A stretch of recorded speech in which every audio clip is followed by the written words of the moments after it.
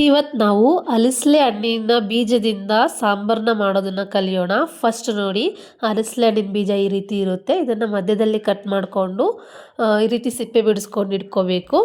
ಬೇಳೆ, ಆನಿಯನ್ ಮತ್ತು ಬೆಳ್ಳುಳ್ಳಿ, ಕೊತ್ತಂಬರಿ, ತೆಂಗಿನಕಾಯಿ ತುರಿ, ಟೊಮೊಟೊ, ಇದು ಮಿಕ್ಸಿಗೆ. ಇದು ಒಗ್ಗರಣೆಗೆ ಕರಿಬೇವು, ಈರುಳ್ಳಿ, ಬೆಳ್ಳುಳ್ಳಿ, ಟೊಮ್ಯಾಟೊ, ಆಲೂಗಡ್ಡೆ ಸಿಪ್ಪೆ ಬಿಡಿಸ್ಕೊಂಡಿರೋದು, ಮತ್ತು ಬೀನ್ಸು, ಕ್ಯಾರೆಟು, ಕೊತ್ತಂಬರಿ, ಅರಿಶಿನ, ಸಾಂಬಾರು ಪೌಡರ್, ಕೊತ್ತಂಬರಿ ಕಾಳಿಂದು ಪೌಡ್ರು, ಉಪ್ಪು ರುಚಿಗೆ ತಕ್ಕಷ್ಟು, ಮತ್ತು ಖಾರಕ್ಕೆ ಎಷ್ಟು ಬೇಕೋ ಅಷ್ಟು ಚಿಲ್ಲಿ ಪೌಡರ್. ಜಾರ್ಗೆ ಆಗಲೇ ತೋರಿಸಿದ್ನಲ್ಲ ಕಾಯಿ ತುರಿ,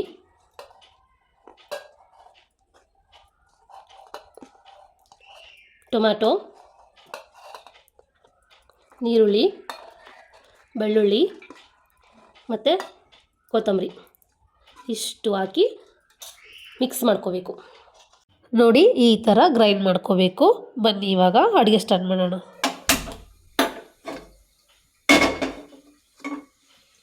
ಕುಕ್ಕರ್ ಇಡಬೇಕು. ಫಸ್ಟಿಗೆ ಸ್ವಲ್ಪ ಎಣ್ಣೆ ಸ್ವಲ್ಪ ಕಾದ್ಮೇಲೆ ಸಾಸಿವೆ, ಜೀರಿಗೆ, ಆದಮೇಲೆ ಕರಿಬೇವು, ಈರುಳ್ಳಿ,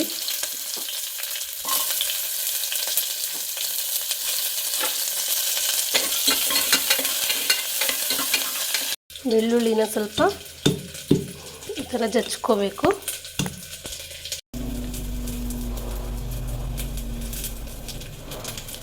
ಒಗ್ಗರಣೆಗೆ ಹಾಕಬೇಕು. ಆಮೇಲೆ ಟೊಮ್ಯಾಟೊ,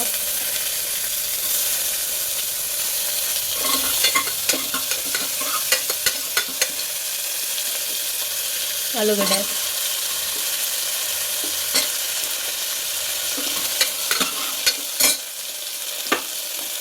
ಬೀನ್ಸ್,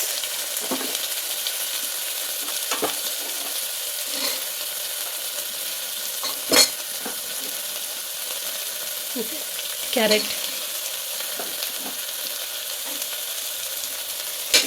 ಚೆನ್ನಾಗಿ ಮಿಕ್ಸ್ ಮಾಡಬೇಕು.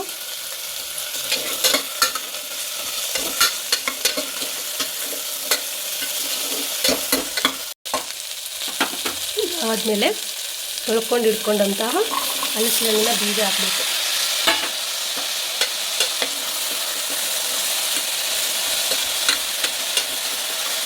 ಇದು ಒಂದು 5 ನಿಮಿಷ ಬೇಂದಾದ್ಮೇಲೆ ನಾವಾಗಲೇ ಮಸಾಲ ರುಬ್ಬಿಡ್ಕೊಂಡಿದ್ವಿ ಅಲ್ಲ, ಆ ಮಸಾಲಾನ ಹಾಕ್ಕೋಬೇಕು.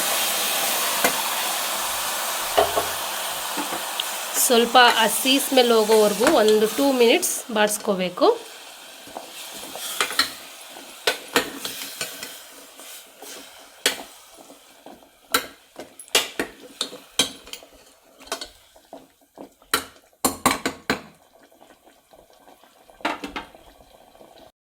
ಈಗ ಈ ಮೂಮೆಂಟಲ್ಲಿ ಸ್ವಲ್ಪ ಹಸಿ ಸ್ಮೆಲ್ಲೆಲ್ಲ ಹೋದ್ಮೇಲೆ ಈ ಪೌಡರ್ಗಳನ್ನ ಹಾಕ್ಕೋಬೇಕು. ಉಪ್ಪು ಮತ್ತು ಕೊರಿಯಂಡರ್ ಪೌಡರ್ ಮತ್ತು ಸಾಂಬಾರು ಪೌಡರ್, ಅರಿಶಿನ ಮತ್ತು ಚಿಲ್ಲಿ ಪೌಡರ್ ಇದಿಷ್ಟನ್ನು ಹಾಕ್ಕೋತಾ ಇದ್ದೀನಿ.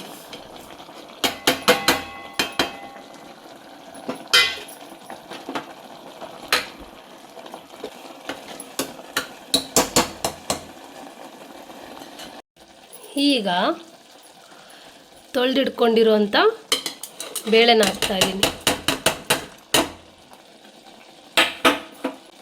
ಈ ಬೇಳೆ ಹಾಕಿದ ಮೇಲೆ ಸಾಂಬಾರಿಗೆ ಬೇಕಾಗಿರೋ ಅಷ್ಟು ನೀರನ್ನು ಆ್ಯಡ್ ಮಾಡ್ತಾಯಿದ್ದೀನಿ.